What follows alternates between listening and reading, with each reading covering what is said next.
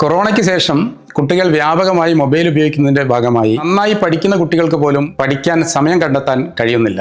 കഴിഞ്ഞ ദിവസം ഒരു സ്കൂളിൽ ഒരു ഫോൺ പിടിച്ചു വെച്ചതിൻ്റെ ഭാഗമായി അധ്യാപകരെ ആക്രമിച്ച് കൊല്ലും എന്ന രീതിയിൽ വരെ കാര്യങ്ങൾ എത്തിക്കഴിഞ്ഞു. എന്തുകൊണ്ടാണ് ഇങ്ങനെ സംഭവിക്കുന്നത്? കുട്ടികൾ മൊബൈൽ ഉപയോഗിക്കുന്ന സമയത്ത് അവരുടെ ഡോപ്പമൈൻ അളവ് വർദ്ധിക്കുന്നു. ഡോപ്പമൈൻ എന്നത് സന്തോഷത്തിൻ്റെ ഹോർമോണാണ്.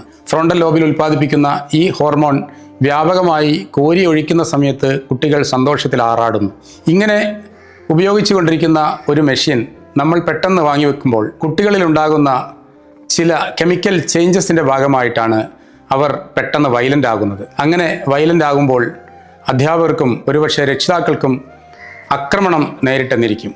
കഴിഞ്ഞ വർഷം ഇവിടെ കൗൺസിലിങ്ങിനായി വന്ന ഒരു കുട്ടിയുടെ രക്ഷിതാവ് പറഞ്ഞത്, സർ, എനിക്ക് ഒരു മകൻ മാത്രമേ ഉള്ളൂ.